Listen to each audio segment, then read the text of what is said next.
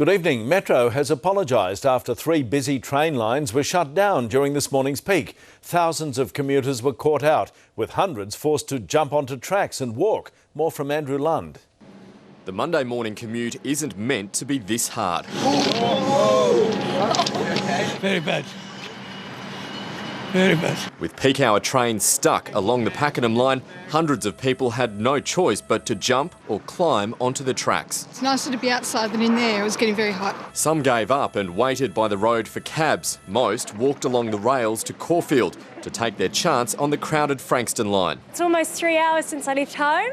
I left home at 7 o'clock this morning down in North Cranbourne. The chaos was caused by a train pantograph that snagged in the overhead wires just outside Caulfield station. We had a lot of pantographs damaged with vandalism last week, and we've been trying to get through and change them, but probably one of them has got through and has damaged this overhead. But even before the Caulfield incident, things were going wrong.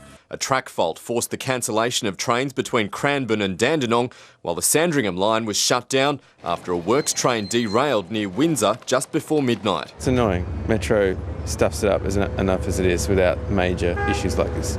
It made for one of Metro's worst mornings this year. Today's been an unusually bad day for us, and I'm really sorry. The Public Transport Users Association says today's chaos should serve as a warning to the state government that Melbourne's rail system still has serious problems. The coalition does need to wake up. They came to power in part because of a lack of action from Labor on public transport.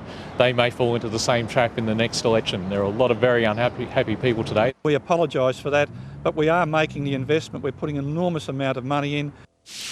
Live now to Andrew Lund and Caulfield Station. Andrew, how are the trains running tonight?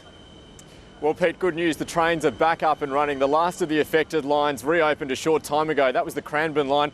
The Sandringham line resumed service just after 11, the Pakenham line just after 2. So while there are still a few delays and cancellations across the network, overall, it's a much easier trip home tonight, Pete. That's good to hear. Thanks, Andrew.